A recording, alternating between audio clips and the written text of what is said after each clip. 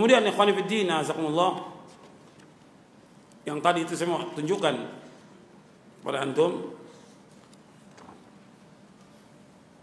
tentang yang tadi, yang orang ini bikin kajian khusus orang-orang kaya aja, orang miskin nggak boleh. Ini tertipu, ini dai-nya juga tertipu dengan orang kaya. Saya bacakan hadisnya, ya. An Sa'ad bin Abi Waqqas radhiyallahu an, qala kunna ma'an Nabi sallallahu alaihi wasallam sittata nafarin, faqala musyrikun Nabi sallallahu alaihi wasallam utrud haula'i la yashtari'una 'alaina, wa kuntu ana wa Ibnu Mas'ud wa rajulun min Hudzail wa Bilal wa rajulan lastu usammiha, fa waqa fi nafsi Rasulullah ma syaa Allah ay yaqa, fa haddatha nafsahu fa anzalallahu ta'ala wa la tatrudul ladzina yad'una rabbahum bil ghadati wa yuridun wajha, rawahu Muslim. Dari Sa'ad bin Abi Waqqas radhiyallahu an, kami bersama Nabi SAW 6 orang, kata Sa'ad bin Waqqas. Orang-orang musyrikin berkata Nabi, itu singkirkan dulu orang-orang itu tuh. Itu singkirkan supaya mereka nggak kurang ajar kepada kami, nggak berani kepada kami. Waktu itu aku yang bersama Nabi, waktu itu aku, Sa'ad bin Waqqas, Ibnu Mas'ud, rajul dari Hudzail, Bilal, dan 2 orang. Waktu disebutkan demikian, maka terbetik dari Rasulullah, hampir terbetik dari Rasulullah untuk menyingkirkan orang-orang miskin ini, menghadap orang-orang kaya aja. Maka Allah turunkan ayat dalam surah Al-An'am ayat 52, surah yang ke-6 ayat 52, wala tatrudil ladzina yad'una rabbahum bil ghadati wal 'ashyi yuridun wajha. Dan janganlah engkau usir orang-orang yang berdoa kepada Allah di waktu pagi dan petang, yang mereka mengharapkan wajah Allah. Ini di ayat 52. Saya bacakan ayatnya. Wala tatrudil ladzina yad'una rabbahum bil ghadati wal 'ashyi yuridun wajha. Ma 'alaika min hisabi min syai' wa ma min hisabika 'alaihim min syai' fatatrudahum fatakuna minadh dhalimin. Dan janganlah kamu mengusir orang-orang yang berdoa kepada Rabbnya di waktu pagi dan petang, yang mereka mengharapkan wajah Allah. Tidak ada tanggung jawab kamu untuk menghisap mereka, dan juga nggak ada bagi kamu untuk bertanggung jawab atas mereka sedikit pun juga. Lalu kamu mengusir mereka, kamu menjadi orang-orang yang zalim. Artinya memisahkan yang seperti ini antara orang kaya dan orang miskin. Allah sebutkan apa di sini? Zalim. Semua orang yang sudah tahu akidah, tahu manhaj, pengen ngaji atau enggak? Semua pengen ngaji. Kalau di masjid kan semua bisa ikut ngaji. Tapi ketika di hotel, kan nggak semua mampu bayar. Kenapa di hotel? Kan dia juga sedih. Saya juga pengen ngaji. Kenapa? Dibedakan ke orang-orang kaya.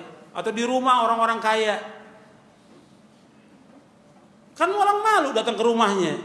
Pakai permisi dulu, pakai ini. Kalau masjid enggak. Cukup assalamualaikum duduk. Tapi kalau di rumah kan enggak. Nggak enak. Nanti kalau nggak bawa sesuatu, nggak bawa makanan, nggak enak.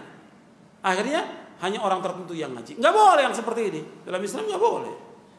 Bahwa kita berdakwah untuk semua manusia. Maka yang perlu ditanyakan tentang dakwahnya. Dia niat dakwahnya benar apa tidak ini? Dia mau ngajak orang ke surga atau tidak?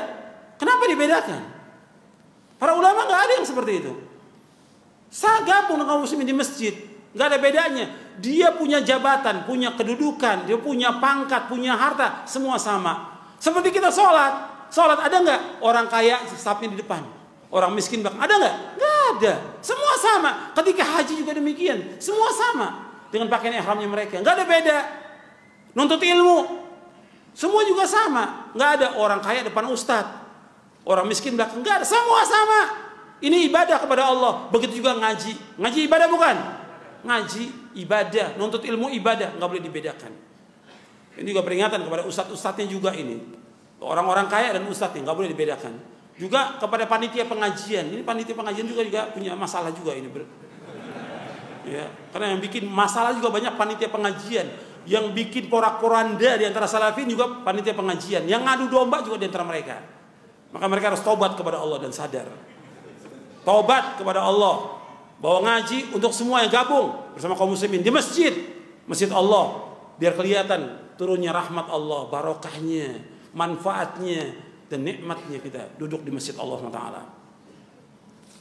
Makanya Syekh Utsaimin rahimahullah memberikan komentar tentang hadis ini di dalam kitab Riyadhus Shalihin. Kata beliau begini, wa yustafadu min hadzal hadits anna al-insan yanbaghi an yakuna julasa'uhu min ahlil khair alladziina yad'una Allah sabahan wa masaan wa yuriduna wajha wa la yahtam bil julusi ma'al akabir wal ashraf wal umara wal wuzara wal hukam bal la yanbaghi an yajlisa ila haula illa an yakuna fi dhalika maslahah fa idza kana fi dhalika maslahah mithlu an yurida an ya'murahum bi ma'rufin aw yanhahum an munkarin ay yubayyin lahum ma khafiya 'alaihim min hal umma hadha tayyib wa fi khair amma mujarradul insan bimalasatihim wa nilja bi annahu jalasa ma'al akabir aw ma'al wuzara aw ma'al umara atau ma'ulatul umur fahadha ghardun la yuhmadu alaihi al-'abd. Kata Syekh Utsaimin rahimahullah, kata beliau begini, diambil dari hadis ini hendaknya seorang itu teman-temannya, teman duduknya orang-orang baik yang selalu berdoa kepada Allah waktu pagi dan petang, menginginkan wajah Allah, dan nggak boleh perhatikan, nggak boleh bagi dia mementingkan duduk dengan orang-orang besar, orang-orang mulia, dengan para umara, ulil amri, atau wuzara, menteri-menteri, wahukam, orang para hakim. Nggak boleh duduk bersama mereka. Duduk bersama, kecuali nggak pantas dan nggak patut bagi seorang dai duduk bersama mereka, nggak pantas dia. Kecuali ada maslahat. Apa maslahatnya?